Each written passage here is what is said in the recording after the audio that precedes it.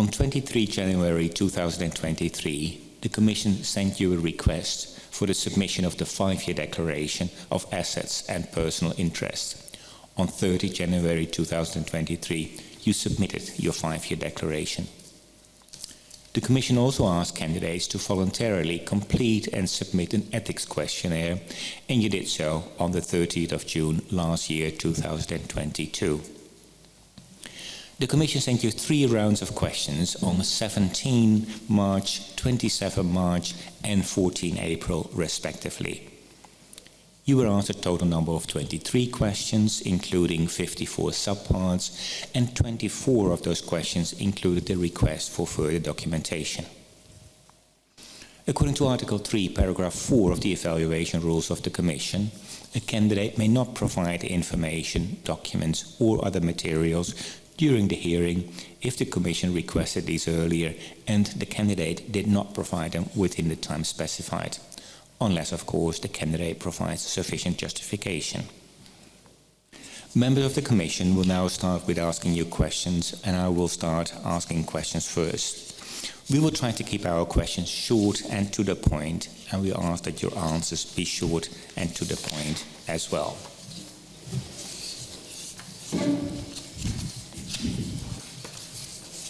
The first issue that I would like to raise with you relates to the real price versus the contractual price of property that you purchased in 2017.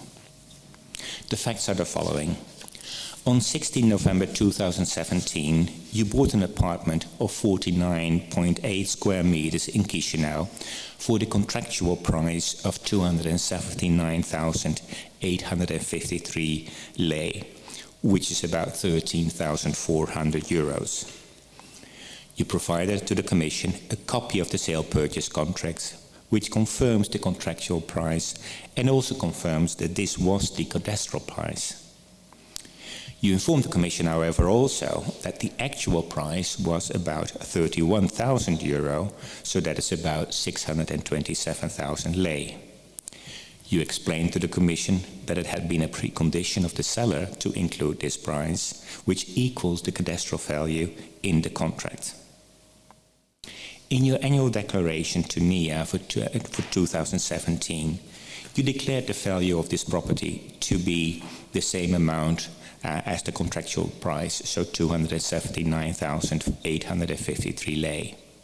You explained that you did so as it was required by law to declare the contractual price and not the market value of the property. So also, in subsequent years, you continued to declare this contractual price. Now I have a number of questions for you, and I will begin by asking you some questions to establish the facts. Hopefully, these can be answered with a yes or no response, and after that, I will ask some questions that will seek further clarification and details from you. My first question is, can you confirm that on 16 November 2017, you bought an apartment of 49.8 square meters in Chisinau for the contractual price of 279,853 lei? Yes, I confirm. Okay. And also the sale purchase contract, of which you provided a copy, referred to this price, that is correct? Yes, the cadastral price was indicated there. I confirm. And then this price was included in the contract, as you indicated to the Commission, at the instigation of the seller. Is that correct? At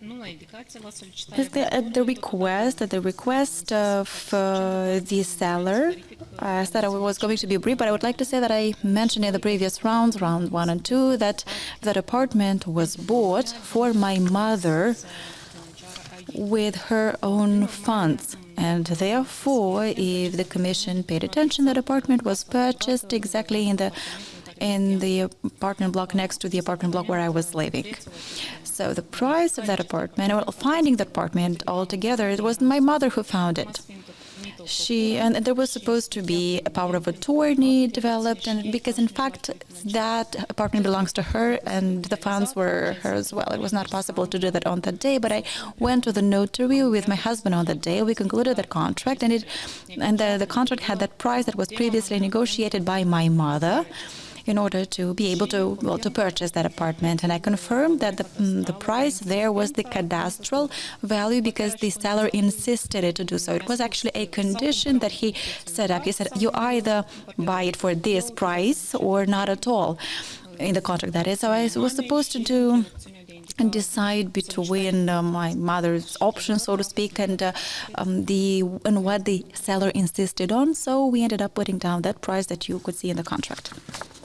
And was the notary aware as well of the fact that the official contractual price was different from the real agreed upon price?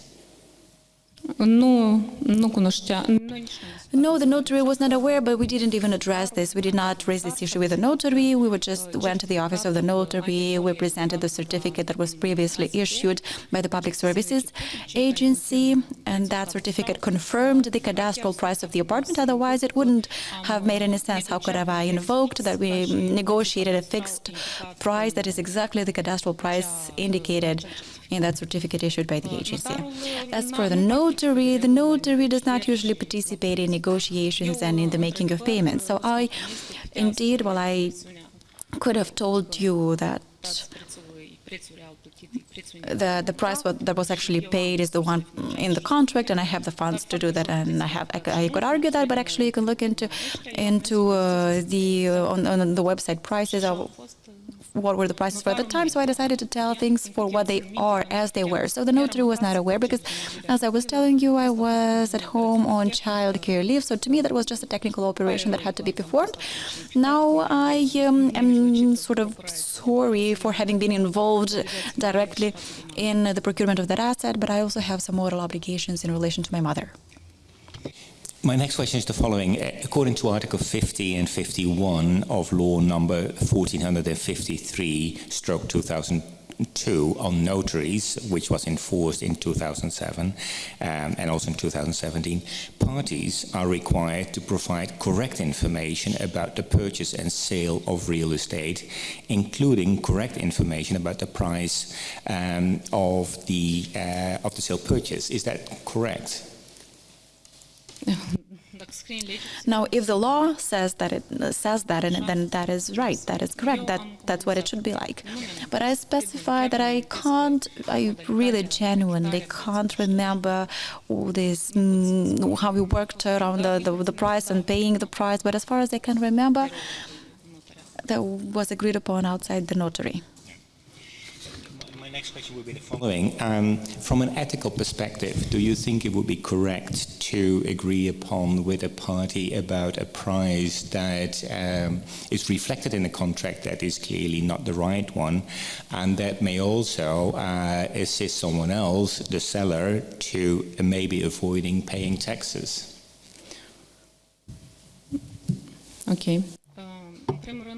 First of all, I would like to clarify that at that time, I did not think about whether it was ethical or not. I will just be straightforward with you. So there was the option. I mean, as a citizen, I had certain obligations, and I was suspended from my position of prosecutor. But regardless of being suspended or not, I still have obligations to live up to, even in this time where I was on leave. And on the one hand, there was this request from my mother to deal with that. She has invested all her life and health and everything she had. She's invested herself into me, and to give me to this system, to bring me up practically for this country and for this system, so to speak. And now I couldn't say that we're putting the blame on the state or the way things are, but this is a practice at the end of the day, one that is quite, we could call it vicious in our state, and that used to be the case back then too. Now, if you ask me, I think it's not ethical to do things this way, to put down a price, the cadastral price in the contract, one that doesn't actually reflect the real, true, actual value of the asset. But at that time, back in that day, I had to solve also this model issue in a very short time, and I was already in a situation where the fact was already there. We've been looking for that apartment, an apartment that would be next to the house where I was living, and there was this apartment in the neighboring house, the neighboring block. So, given those circumstances, at that time, I made that decision, and I thought this wouldn't have any repercussions on the state budget. What is more, that was the place where the seller was actually living, and according to the tax code, when one has this main dwelling housing, if one sells the main housing, then any taxes or fees are not charged. And considering all the circumstances in place at the time, and in the short time that I had to make a decision, I made that decision at that time. Now, if you ask me, I think that is not ethical. I think it wouldn't be ethical to indicate such a price in the contract. Okay, thank you. In your annual declaration to NIA for 2017, you declared the value of this property to be the contractual price, correct? Yes, which is the same as the cadastral one. Yeah.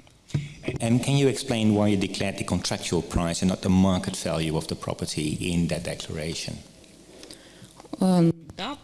Yes, I can explain.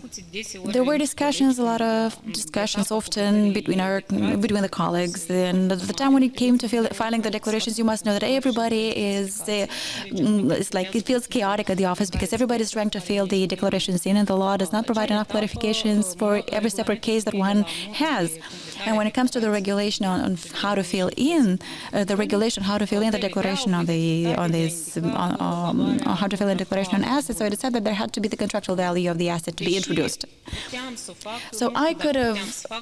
I wonder what I could have done, but I tried to follow the law. Every year we would call them. There is the hotline that one could call.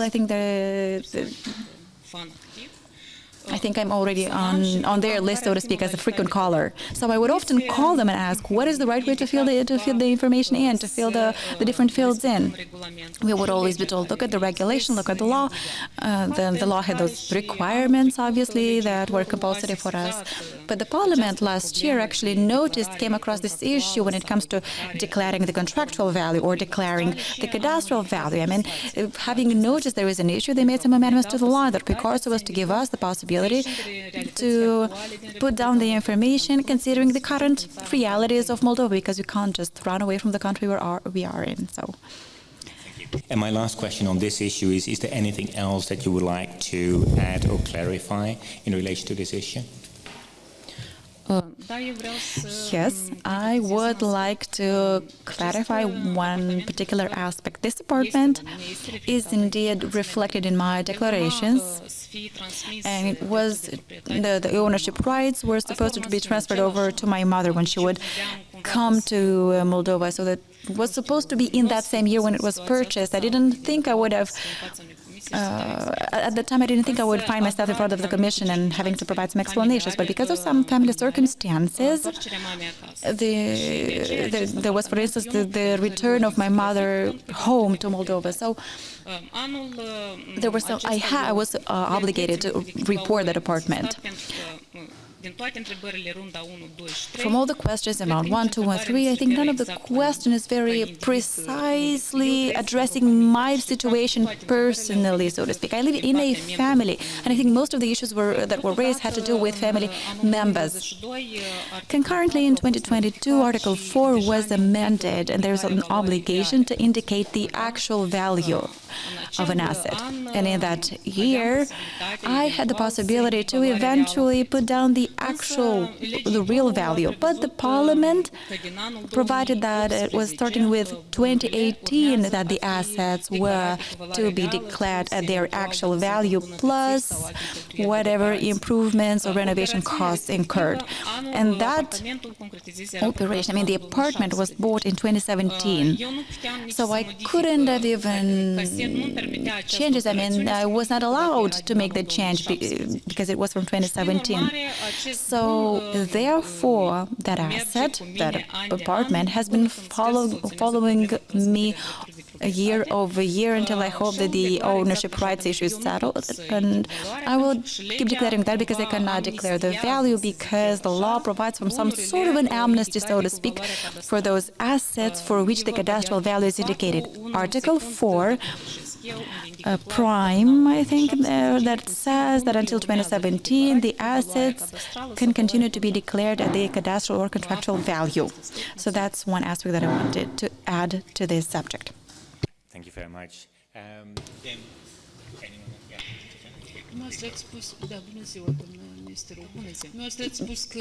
Good afternoon, Madam Nesterov. You said that this apartment was bought because, well, at the request of your mother. But does your mother live there now? Who lives there now? Who is the beneficial owner of this apartment?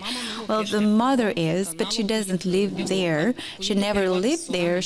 My sister lived there for a short while. And later, when my mother returned, my mother stayed with me. At this moment in time, my mother is staying with me, and that apartment is being rented out. We are renting it out. We have a rental agreement with regards to this apartment concerning this issue, and my mother lives with me now. I moved out. I sold that apartment for some personal reasons. I was not able to live in that sector, district of the town anymore, so I moved out. Just for clarification, the contract to purchase the apartment was taken in your name and the property was registered in your name because your mother was not in Moldova, correct? Yes, my mother was not in Moldova. She left in 2007 and she returned in 2022. And she's never been throughout those years in Moldova, not once. And it was her request, her desire to buy an apartment next to me to help me out with children because I was alone and I have 2 children at the time. They were very young. And that was the logic behind buying that apartment right next to where I was living. It's not that I wanted it to be there, but my mother somehow found that apartment there that could be bought next to the house where I was living. And if I understand correctly, you've never lived in that apartment? No, not at all. In fact, sorry, I lived there for a short while. So I sold our main apartment. We sold our main apartment. And while we were renovating the apartment that we live in now, I did live a little bit in that purchased apartment for like 2 months while we were renovating the new apartment that we moved into. So that was in 2022 that we lived for a short while in this apartment in issue 1. Let's move on to the second issue, and that relates to the purchase of 2 cars and the right of use of another car, and issues of value and sources of funds for one of these cars. The facts are the following.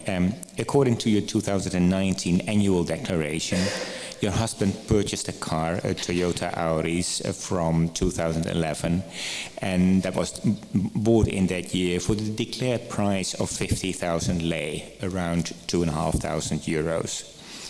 You provided a copy of the sale purchase contract, which confirms this price.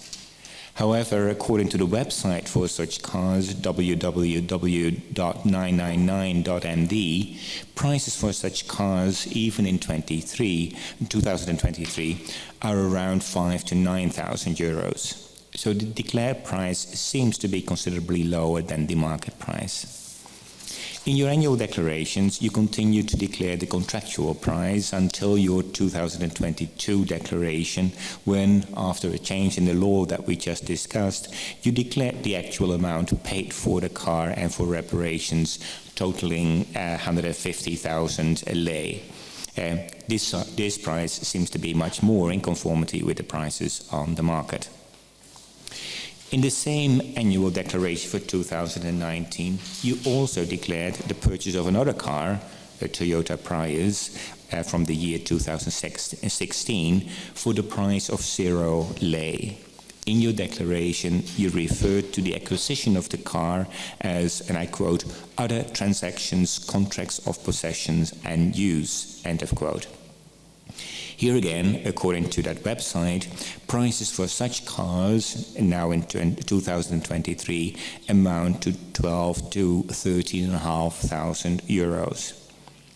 According to the Access database, this car is registered in the name of your husband. But you inform the Commission that the car is actually owned by a close family member.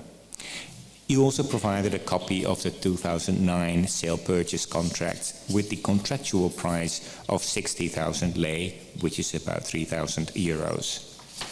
You also provided 2 copies of the registration certificate of the car.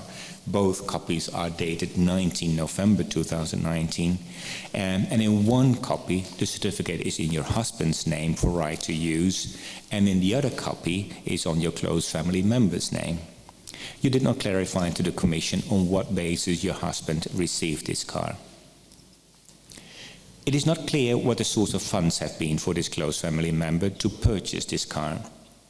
In 2019, when this car was officially bought for the contractual price of 60,000 lei, the income of this family member, according to information from the state tax services, was 38,669 lei, and the income of the spouse was 63,614 lei.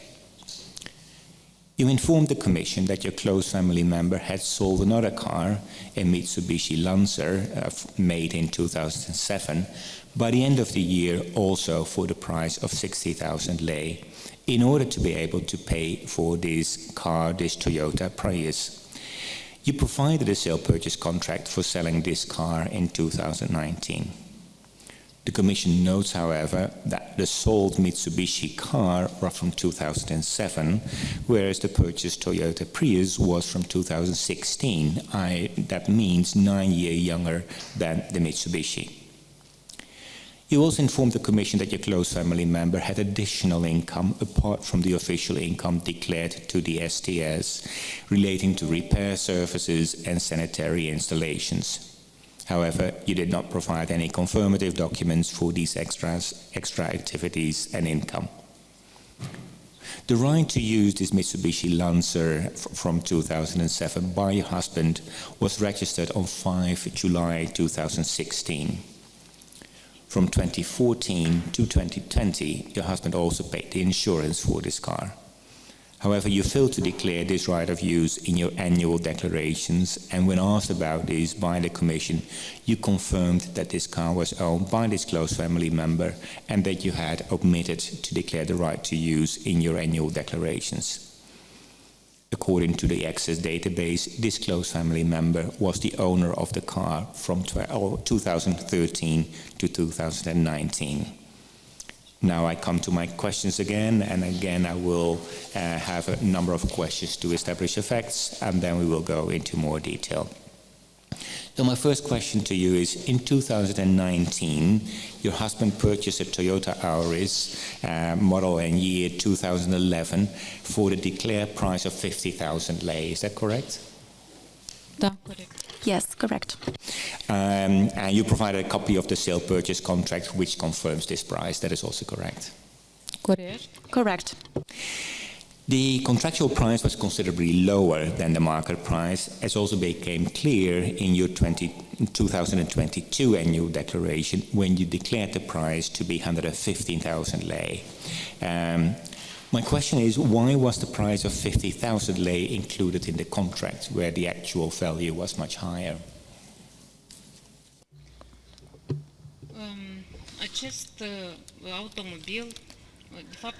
Well, that car, as already mentioned, there was a negotiation of the price, and it was my husband who was concerned in that negotiation, and it was with him that the price was agreed upon. Entering into contracts in Moldova, be it with regards to real estate, be it with regards to movable assets, usually it's a lot about questions such as, what is the amount that we will put down? That is one of the questions often emerging when agreeing contracts. That car was not, I mean, it was drivable in fine condition, but it was supposed to be renovated. Some repairs were required. It was a hybrid car or something, also using as in gasoline as well, if I'm not mistaken. But the battery was supposed to be replaced, had to be replaced. So that's why in 2019 I indicated the paid amount, 50,000 according to the contract, and then the additional investments that were then made to that car. Now, as how my husband negotiated the price, I was not there for the negotiation. It's something that he negotiated when the car was purchased, and then I indicated the total value for that asset and plus the investments that were made into the repairs. My next question is the following. In 2019, you also declared the purchase of another car, a Toyota Prius, a model year 2016, for the price of 0 lei. Is that correct? Correct, but that's after I was somewhat confused at that time.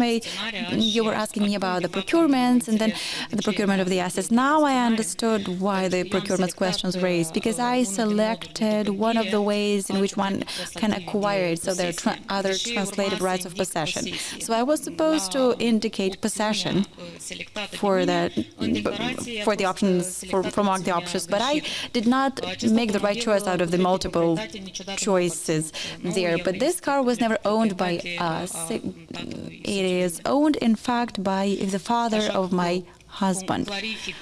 That was just to clarify the situation, that it was not actually purchased, this car was not actually purchased by my husband.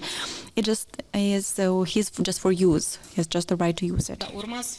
But I should have selected a different option in the declaration asset. I should have just ticked the box for possession, if now I'm right, if I got things right now.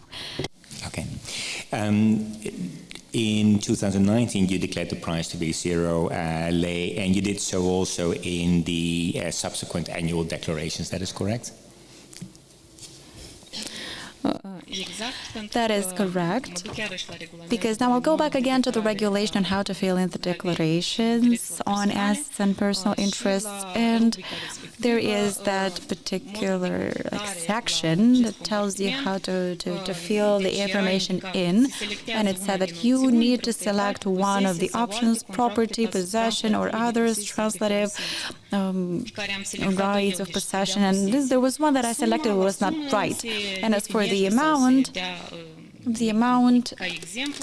as an example, they say that if an asset was acquired by sale or purchase agreements, then you have to write the value. And if the car was obtained or the asset was obtained for free or just for the right of use, then you have to indicate 0.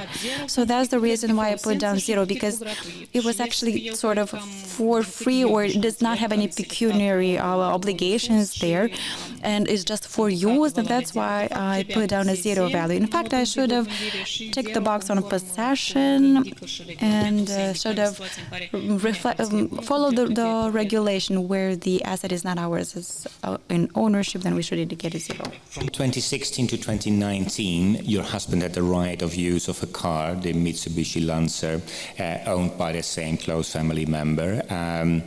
But in your declarations for 2016 to 2019, you did not declare the right of use for this car. That's correct? Yes, it is correct. And you provided a copy of the 2019 sale purchase contract for the Toyota Prius with the contractual price of 60,000 lei. Is that correct? Correct. But in 2019, the year in which this close family member bought this car, the income, according to the state tax services, for this family member and spouse were 38,000 and 63,000 lei, correct? I don't have the data, but, well, I confirm if the commission says so, I realize it's that. And this close family member sold in 2019 this Mitsubishi Lancer from 2007 for the price of 60,000. That is correct? Да, correct. Yes, correct. And can you explain why both the Mitsubishi Lancer of 2007 and the Toyota Prius of 2016 were bought by a disclosed family member but given in use to you and your husband? What was the purpose behind that construction?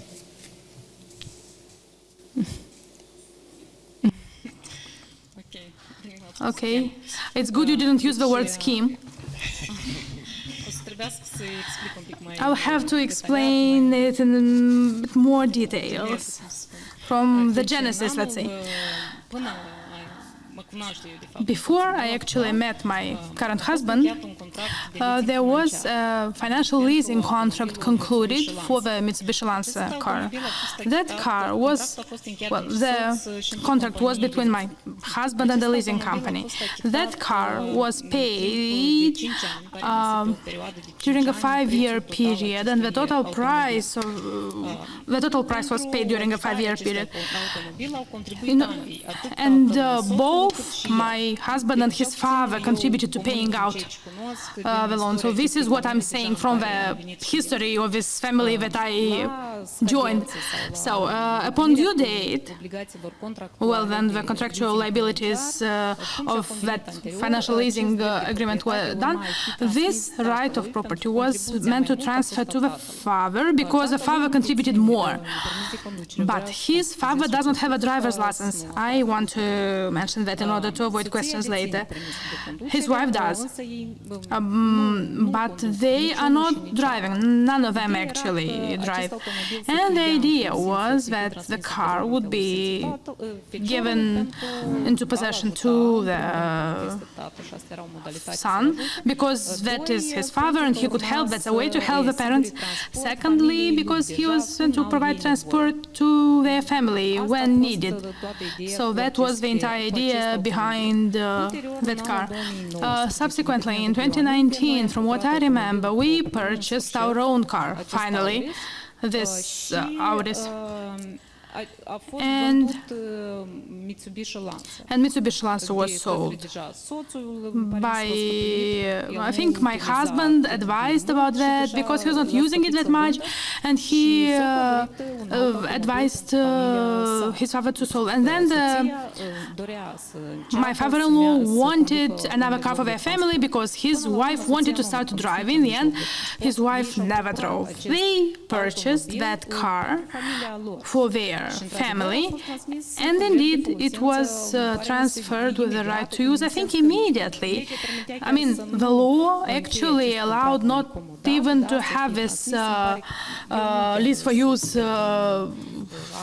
comodatus agreement, but I'm not an expert in this car things, but I think the law allowed not to even have a comodatus agreement in order to cross the border. We wanted to do that in order to make it transparent the way we use the car, and that is why we used both of these cars. But this was the agreement with the father-in-law, and all the story with the cars started back in 2007. So I would like to clarify that I, in a way, joined this family in 2013. So that was an agreement between the father and son, and I just aligned to their decisions. And in this case, I just happened to take advantage of a car that belongs to the father. Can you explain why this close family member is able to sell a car which was made in 2007 for the price of 60,000 and buy another car that is 9 years younger for the very same price? What have the actual prices of these cars been?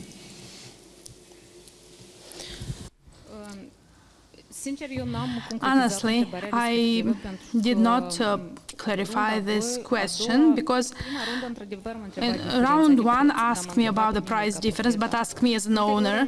But then in round two, I thought I clarified to the commission that it doesn't belong to me, and I never got a question about the price difference, and that's why I don't know specific. But I admit, and I am sure that an objective observer can say that a car produced in 2007 2016 cannot have that price. But I also added in round 2 some clarifications about the source of funds for that good, because you asked me what was the source of funds, and I said that 60,000 lei used from the sale of Mitsubishi Lancer, and what was the actual sale price was, I can't say either. And I clarified that not my father-in-law worked since 2007 to 2021 in a construction company, Basconslux. He had an official salary declared to the state tax service. I also clarified that the reality and informal employment in some companies is a widespread phenomenon. So besides that, my father-in-law was providing some plumbing works, and I showed to the commission some advertising from the 999 website, but I did not have any documentation to prove. But I clarified that this is an income that is obtained not based on a service provision contract, is paid in cash. Secondly, I would like to clarify that since this apartment was bought for their family, for her wife, because she has 2 daughters who are abroad. I did not mention that to the Commission because somehow this topic was not elaborated on. But in the meanwhile, I asked additional questions. So these daughters sent some money to their mother. So it's not only father's contribution, it's the contribution of a family. So this is what I can tell the Commission about that. I don't know the real price, actual price paid by my father-in-law for this car. But if questions were asked about it, I would have, because I had even on my name enough financial income, so we could have afforded to buy that car, and I could have explained that I had financial resources received on my name from remittances. But I did not do that because I reported the truth, things that happened during that time. Thank you. And did you or your husband make any contribution to the purchase of this car in that year? No, we did not contribute. I don't remember precisely.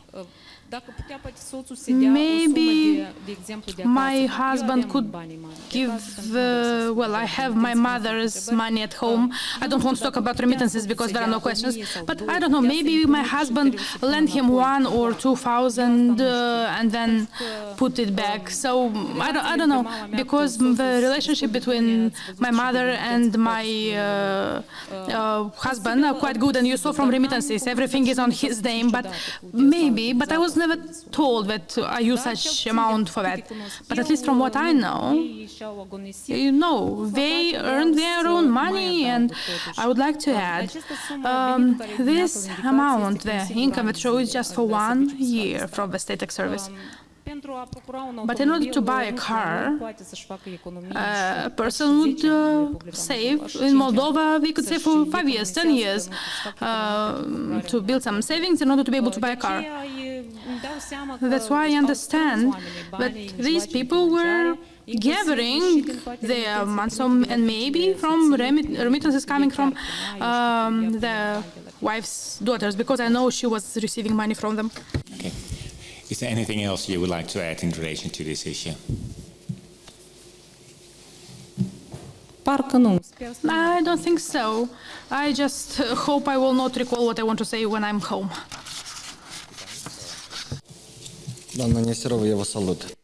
Hello, Madam Nesterov. I would like to ask some clarification questions. This is about Toyota Auris that was purchased in 2019. Did I understand correctly what you said before? The price mentioned in the contract, 50,000 lei, was the actual price? That's the first one. And secondly, this difference, 65,000 lei, are the improvements that you made to the car? Nu știu care este prețul real pentru îmbunătățire. nu pot să vă spun. Total, din câte eu știu, prețul real plătit. I think there's something wrong with the... Oh, sorry, I was on the wrong channel. Okay, good, go ahead, sorry. Ok. So the actual paid price was not 50,000 lei. It was probably more. I don't know the precise amount. I really can't say. As I said, my husband negotiated that, and in this respect, I had discussions at home.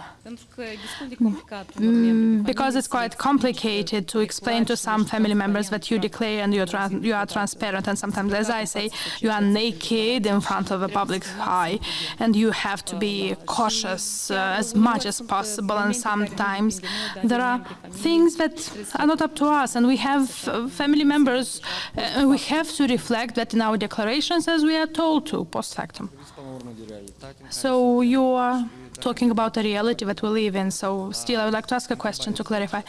On the question 10 that was asked to you, you were told Mitsubishi Lancer 2007 and the Toyota Prius were purchased by a close family member and then transferred for use to your husband. And you explained the thinking behind that, at least you stated some things.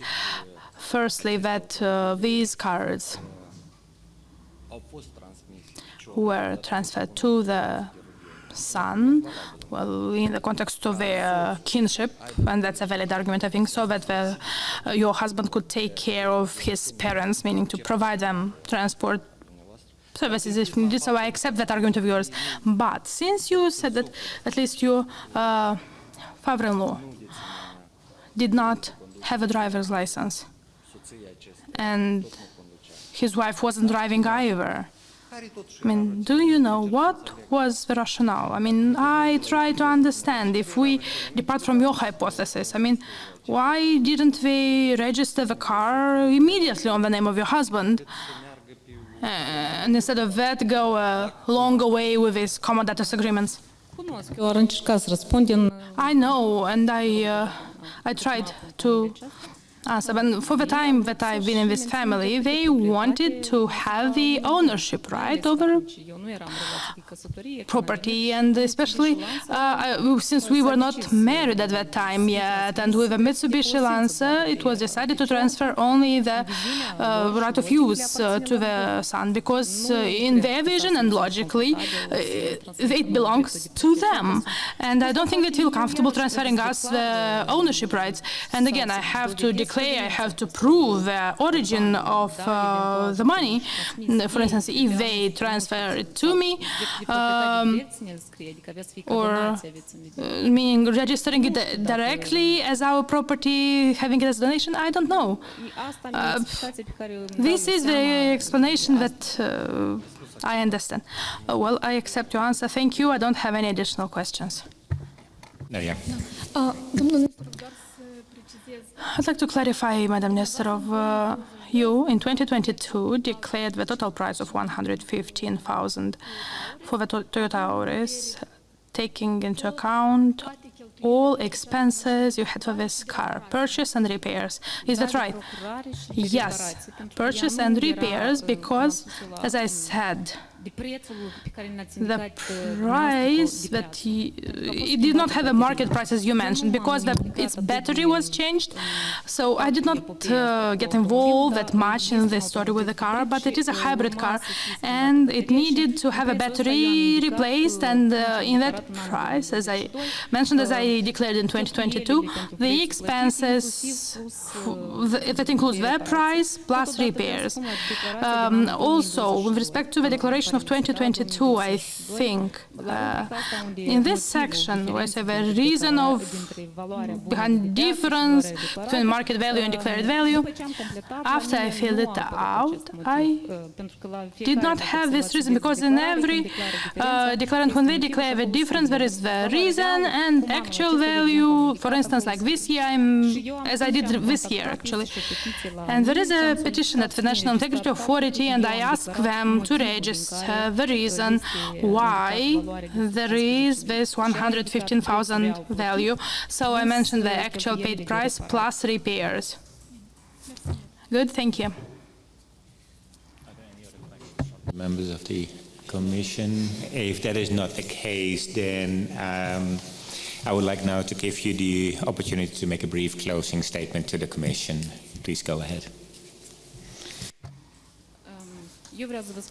I would like to tell you that, first of all, I'm glad I reached this stage, because this has been a year, or maybe more than a year, that was very difficult, uncertain, and we depend on a solution in order to understand our journey ahead. And uncertainty is what creates most discomfort and frustration. So I am glad that I had the strength and the ability, and my nervous system hold me, and I did not break up, because I am honestly saying this is a stressful exercise. Sometimes I had the feeling that we started from presumption of guilt, not innocence. So, and I think it's a lesson for many prosecutors, the ones who are going through this now, and they understand that you should start from the presumption of innocence and not the other way around.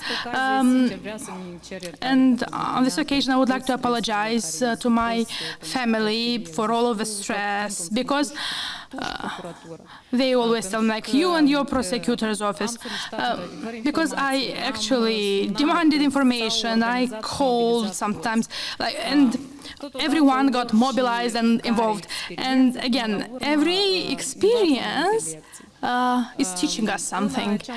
And what I learned is that I have an extraordinary family, and no matter how I am, they still love me a lot.